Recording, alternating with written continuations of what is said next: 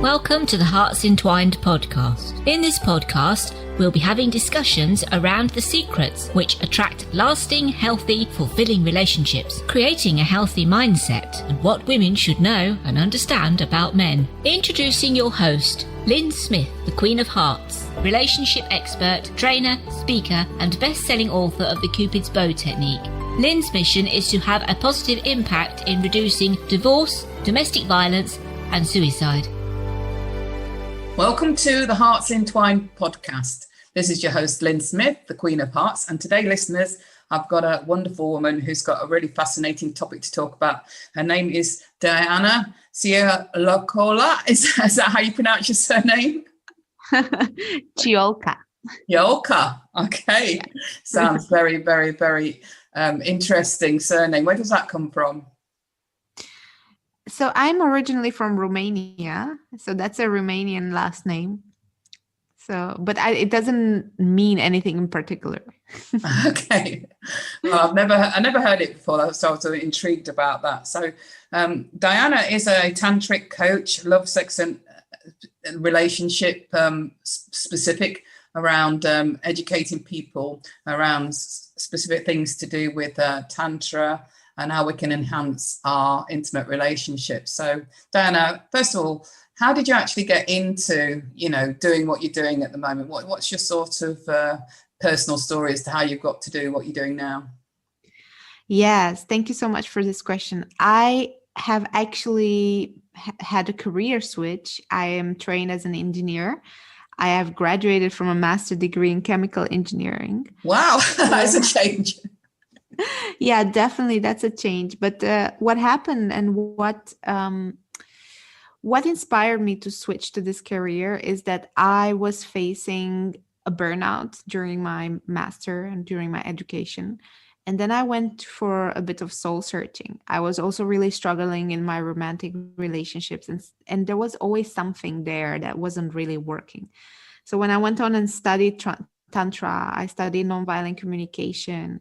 And later, and right now, I'm still studying love and relationships. I found such a profound healing to my own relationships and really to my heart and sexuality.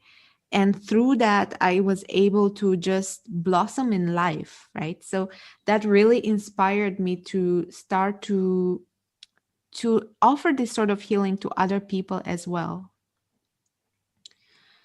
So it was really a personal story. Yeah. And I think quite often it is, isn't it? All relative to our personal circumstances that ends up taking us on to a totally different new life path. So all credit to you for that. So what specifically did you learn about yourself and, what made you decide to then specialize in this? Yeah. So what really touched me when I started to go on this journey was almost like a sort of curtain was lifted from my eyes, right?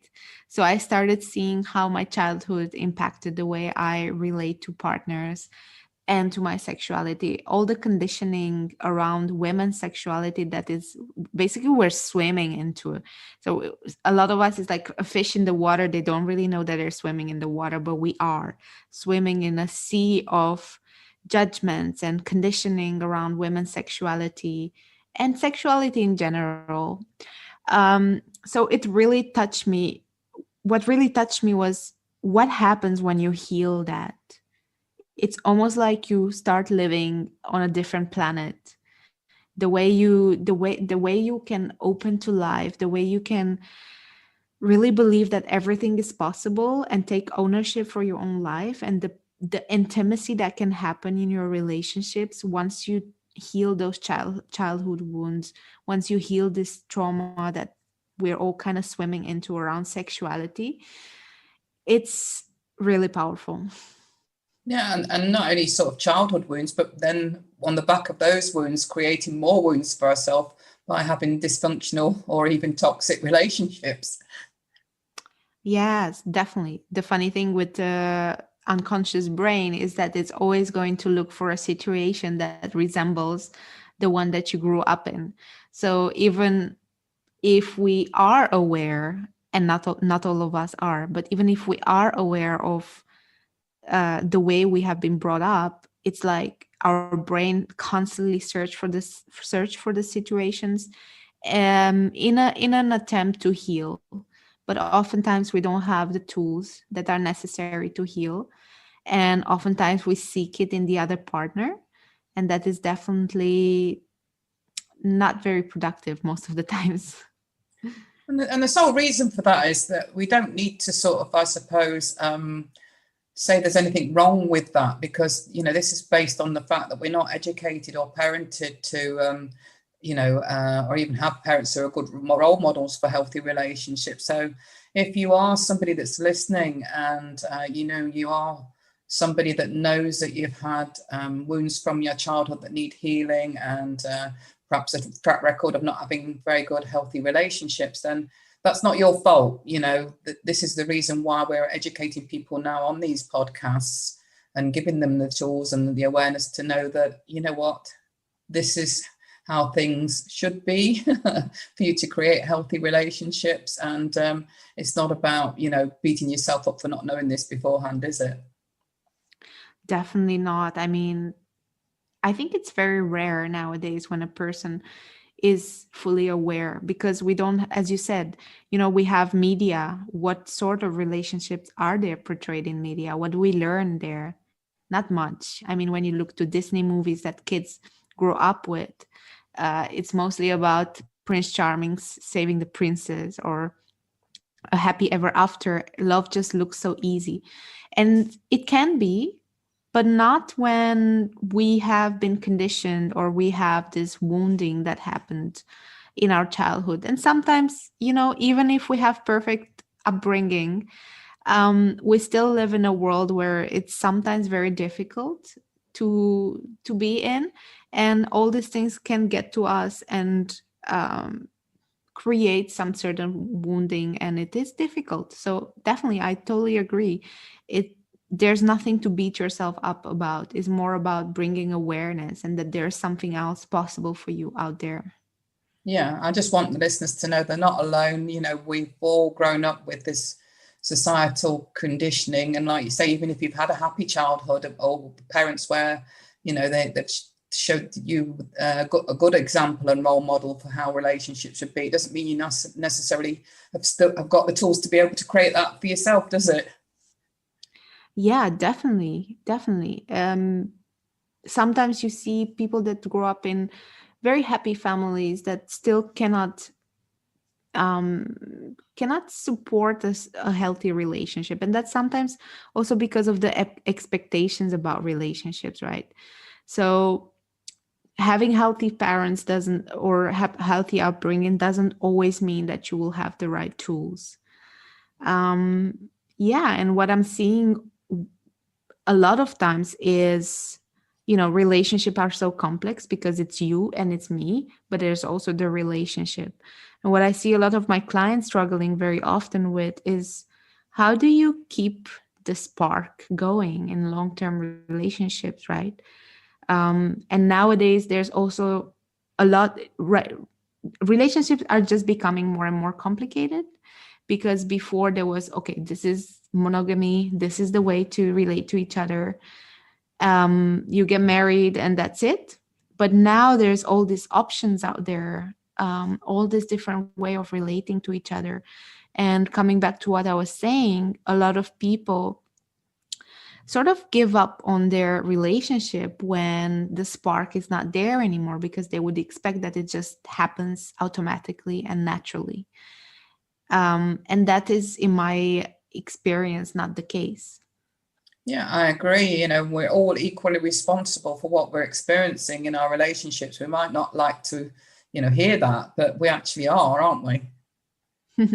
Yes, definitely we are responsible. And, I just want to give a disclaimer here. I'm not saying that anybody who is in a toxic relationship, they're not necessarily responsible for what is happening to them. It's not that it's your fault that you're being abused or in an abusive situation. Definitely not. That's a different topic. But if you are in a healthy partnership, right? your own state of being is your responsibility, and we often tend to outsource that to our partners. And I think that this is where things are starting to go wrong, and that's the same with sexuality and relationship actually.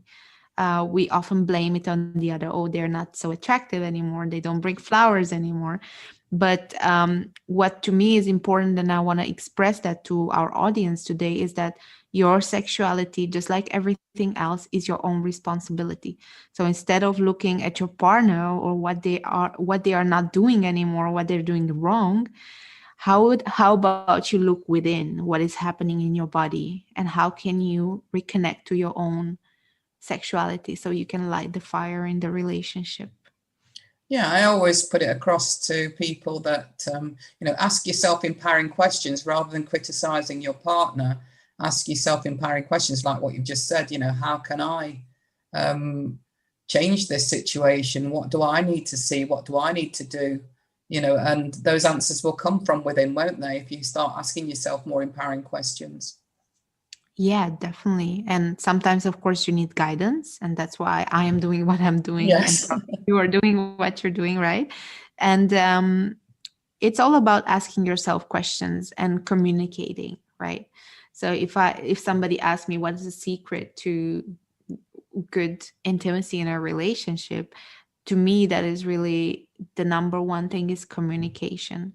A lot of times we are really afraid of conducting these discussions around, I actually don't feel so much attraction for you anymore, because there's a fear that it almost feels like a rejection for the other.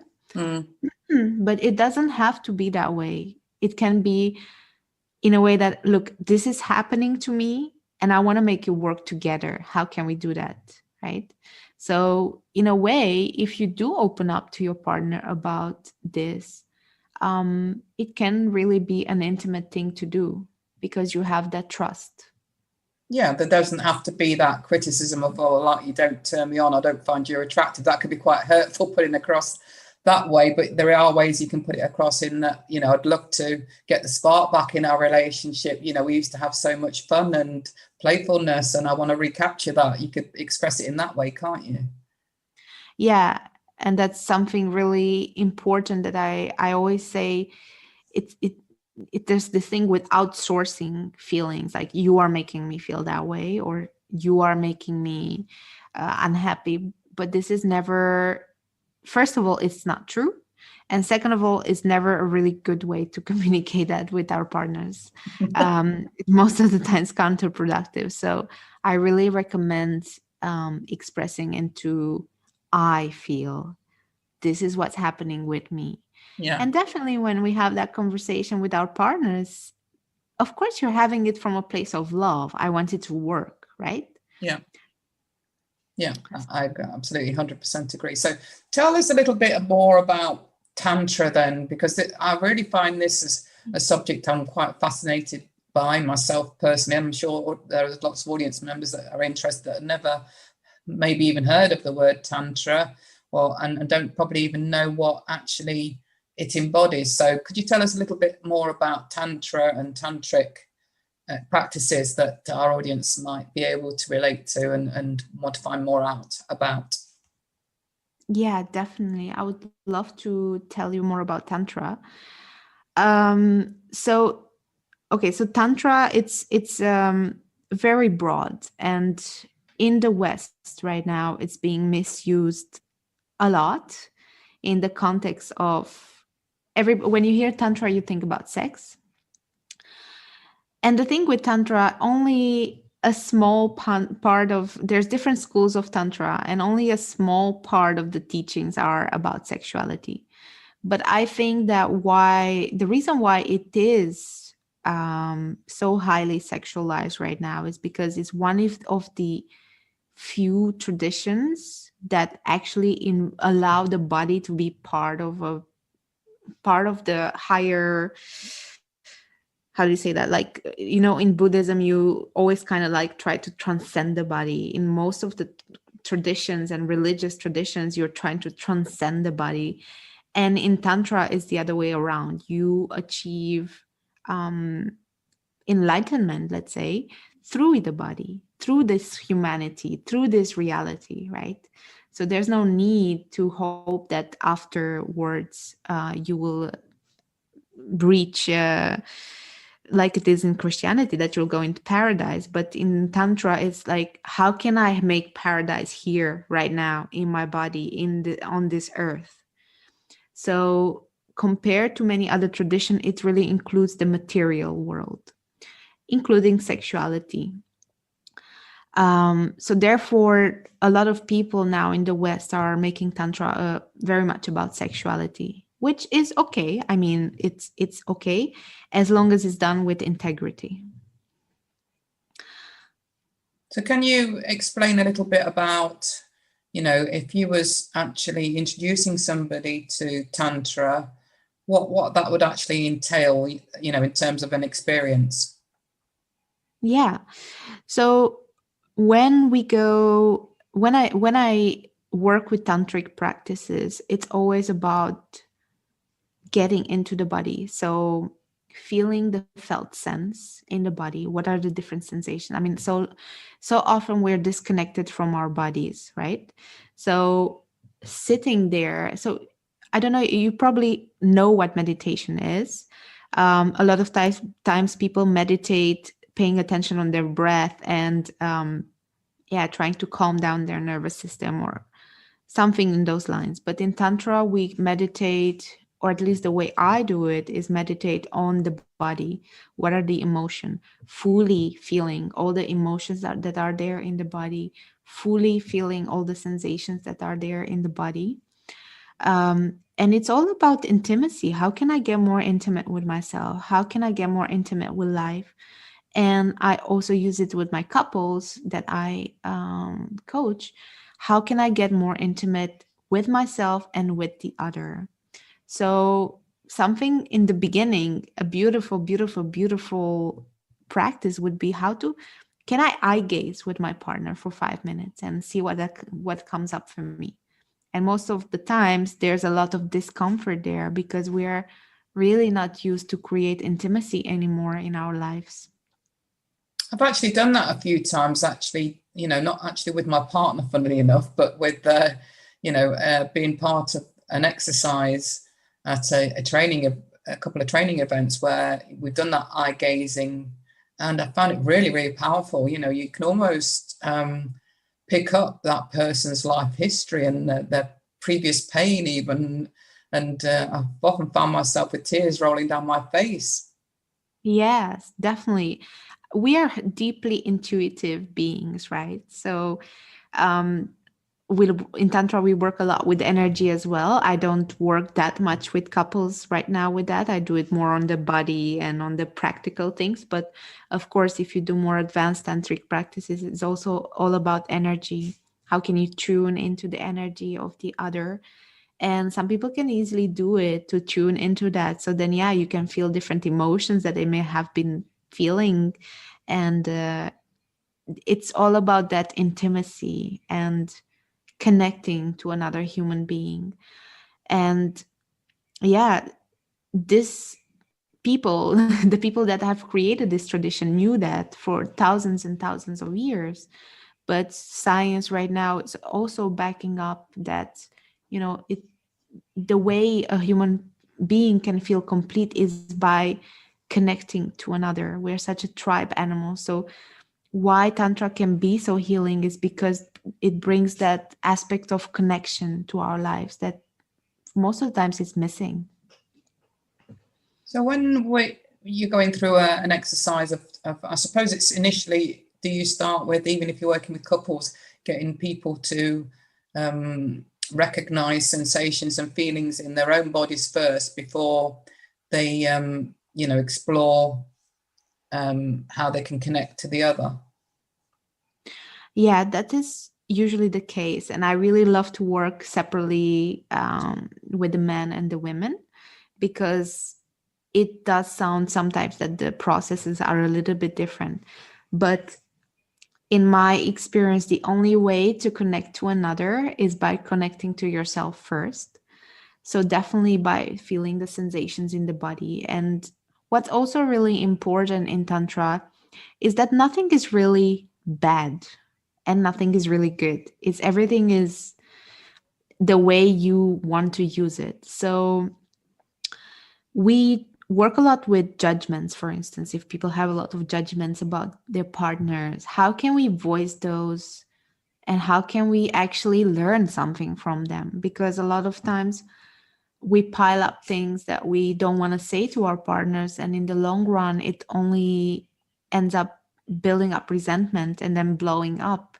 So we work with these judgments and with presence. How can the other partner be present for those judgments without making it like a personal thing? Yeah, so I suppose it's a case of helping the partner hear those judgments without reacting, but just being present and observing more.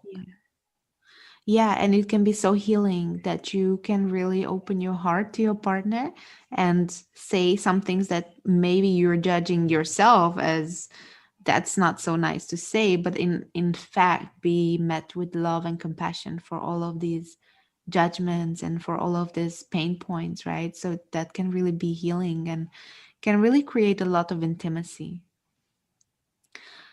So how do you prepare people beforehand? Because obviously they're going to probably, like you say, feel and hear things that are quite uncomfortable. So how do you prepare people for that? Yeah, I am very intuitive, so I work. I always feel when is it too much too soon? Is it not? So a lot of times I don't just dive right into it right away. I sometimes really take some time to explain so that the mind is also on board with us, and also just really explain how normalize these things, right? So I first give the couples tools how to feel grounded in your body. How can you actually bring yourself back from a trigger? And what are the tools needed to be able to cope when something is really intense? And also boundaries, right? Because it doesn't mean that if I ask you to do an exercise that you will not feel a lot of pain. It can be that you will feel a lot of pain. So it's always about trust and boundaries. Setting that boundary if it's too much too fast. So that's definitely something that I do to make sure that it is bearable for everybody. And sometimes, give them the expectation that maybe, some of the things that are going to come up are going to, cause you that pain, and you may want to shed some tears, and that's fine because those will be healing tears, won't they? You'll be releasing that pain through those tears. Yes, definitely. And I love that you say that. A lot of times we avoid pain, right? We and I don't know why it is. It's probably because we have learned at a very young age, that pain is not good, anger is not good. But it is part of the human experience, and that's also where Tantra comes in. Every single emotions that you're feeling is sacred and is beautiful. Some are calling it goddess consciousness, right? All the movement of emotions from the whole spectrum is, you can perceive it as goddess consciousness, as part of reality. So a lot of times I also express that to the people I work with, that everything is normal, everything is okay. Allow yourself to feel it, as long as it's not hurting another person. It is just energy wanting to move through your body. It is just normal part of humanity to feel all the spectrum. Yeah, I often put it across that, pain in our lives is inevitable. Suffering is an option. So, going through life, because we're human beings and are prone to being able to feel and express emotion, obviously there are going to be times where we feel pain, but that pain can be, if we're given the right tools to deal with it, can be something we can heal and release quite quickly. And it's when we don't do that, it's when we decide to suppress it, that we go into that victim mentality and we suffer long term, when there's actually no need to suffer. we can find ways and tools to actually, heal and release that pain quite quickly and effectively, which is what we're all about, I suppose, in terms of what we do, isn't it, Diana? Yeah, I love that you say that there's a clear distinction between pain and suffering. Pain is something that moves through, give it a few minutes, give it a few, maybe an hour, right? And it's moving through, it doesn't stay. And suffering is something that we are creating by judging our own feelings. So that is definitely something that we talk about in Tantra, but it's also something that they talk about in science. Is emotions is different than meta emotions, and the meta emotions are basically how you feel about how you feel. So it's a little bit of a confusion here, but if I feel pain and I feel sadness because I feel pain, then I drive myself into suffering because I drive myself into that victimhood, that self-pitying. Yes. Right. Yeah, and it's understanding that we actually are doing that to ourselves, and again, not passing any judgment on ourselves if that's what you find that you have done yourself. It's just because you haven't had the awareness to deal with it any differently up to now. But know that if you are permanently in that rabbit hole of suffering, as we're referring to, and staying there for a long time, it actually is down to us doing that to ourselves more often than not. And there are ways to get yourself out of it, isn't there? Yeah, definitely. I mean, that's something I always do with my clients. Sometimes it's very interesting because I've seen a lot, right, in my tantric journey, and a lot of times we shame the reactions of the body or the emotional reactions in our society. Is very taboo to see somebody screaming or stamping their feet or actually your body shaking and releasing, right? But I am used to that, and I think it's also in my energy field, and people feel that, right? So when I walk into a room and I um, lead a workshop, for instance, or if I work with clients, they feel it, right? So sometimes what I do in a session is all about allowing it. So they're like, oh, I feel this pain here, okay, let's just allow that to be there, right? And that's basically what the session may look like, just letting your body feel, letting things move through your body, so much more than trying to fix something. Because that, and there's the counterintuitive thing, if we go into self-development because we think that something is wrong about us, that we are broken, most of the times it's not a good, it's okay if you start here, but that's is for me, it is important to change that mindset with my clients, because you are already whole, you are already perfect, right? There's only some things that might have gotten to you in the meanwhile, and those are the things that we work to release or to work with, but there's nothing inherently wrong about you. No, and I think unfortunately mental health has become a bit of a subject that we're almost ashamed to admit to having any issues, but also I think it is normal to have emotions that are negative now and again, and it doesn't make you insane. It doesn't make you somebody who's got mental health issues or problems. It just means you haven't got the tools or awareness to manage your negative emotions. That's all it means, doesn't it? I mean, it's such an interesting subject, mental health, but I think, there's big, some people wear it with pride and say, I've got mental health issues and I'm depressed and I'm a victim and a woe is me, and wear it like a badge of honor. And other people are ashamed because they think, because I've got these issues around my negative emotions, then it must mean I've got some mental health issues that they're ashamed of. But actually, it's just part of being a normal human being. It's just that we haven't been educated to deal with our negative emotions, have we? Yeah. Yes, I totally agree with that. And I just want to mention that if you're not willing to feel your negative emotions, then impossible for you to feel the more positive ones, because the same system that you're using to shut down your negative emotions is also automatically gonna stop your more positive emotions. So it's like a cap. It doesn't have a filter.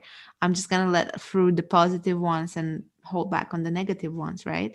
So that is what happens with people a lot when they numb themselves. And not always, but in a lot of cases, I see people with anxiety and depression that actually what is happening is that they're just, and not, again, not to shame, but this is the only way they know how to deal with it. It's just that they numb themselves because they feel like it's too much. Yeah. Right. And oftentimes, and anxiety, and oftentimes with anxiety, I notice that this is the easier thing to feel rather than feeling the loneliness and the rage or the deep pain that might have been there for a big betrayal, or something with our parents, when maybe our parents are not treating us right, or they didn't do it in childhood. It is very difficult for a child to understand, because they're very wise as children, right? Children are really wise. They know exactly what love is and what is not. But when they're seeing their caregiver not treating them with love, they don't know that, okay, my parent might had a difficult day at work. So what they're making it that it means, they make it mean something about them. So then when you're an adult and you have told yourself this story your whole life, and then you covered it with something because it was too painful to handle, of course it's going to be really difficult for you to feel those emotions, because they are almost at the core of your being, and what it means, that it's almost like this unworthiness of feeling alive, right? So it's really big to feel. So then of course you're going to go and feel depressed and anxious, because those are easier to feel. Yeah, and then we get used to being in that space, don't we? We get used to, because that's our comfort zone, of that's the way we manage life from that point onwards, is always being in that negative emotional state. Yeah, it gets just wired in your nervous system as this is the default state. So it's really important to go and rewire that with other feelings, but that can't be done unless you feel what was there originally, the original wound. Yeah. And this is what can be taught, and what people can be made aware of, that they can change that if that has been their history or default mechanism for coping with negative emotions, isn't it? Yeah, definitely. I mean, there's a saying, you can't heal what you can't feel, and you need to go there and feel what happened and get the right guidance. And oftentimes with childhood adverse experiences, it's actually a big thing, right? Sometimes we think that is normal what we experience in childhood, but most of the times it's not. And it's really important to go and dig there. And that's always something that comes up for me in my sessions. Everything with sex, love, relationship, it always connects back to childhood. And very rarely it connects back to a bad or negative experience that happened in adulthood. But most of the times it's something that happened in childhood, and it's a core wound that something we told ourselves about ourselves, right? So that's really important to go there and look at it. And on that note, Diana, thank you so much for sharing your background, your wisdom, and your insights around this fascinating topic that has given us a little bit of an insight into Tantra. We'll probably do another more in-depth episode around Tantra and Tantra experiences and how that can enhance our sex lives. But I did think in today's episode, you touched it in a way as to how we can be more in touch with our feelings and our bodies, to heal core wounds. So thank you so much for that. Yeah, thank you so much for having me. It's been a pleasure. So for the audience, what would be your best contact information, Diana, for them to be able to contact you?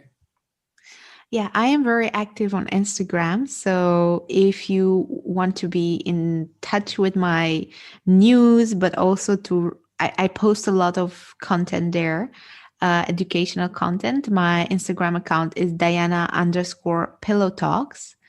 And I hope to see you there and connect. Diana_Pillow Talks. We will make sure we see you there. So thank you so much again, Diana. Fascinating conversation, and very, very happy to have you on the show. Thank you so much. And it just leaves me to say, as I always do, true love starts with opening our hearts. And until next time, goodbye for now. Thanks for listening to the Hearts Entwined podcast. You can follow Lyn via the Facebook group Two Hearts Entwined, or search Lyn Smith, inspirational speaker, at LinkedIn, or email lyn@hearts-entwined.com. That's LYN@hearts-entwined.com.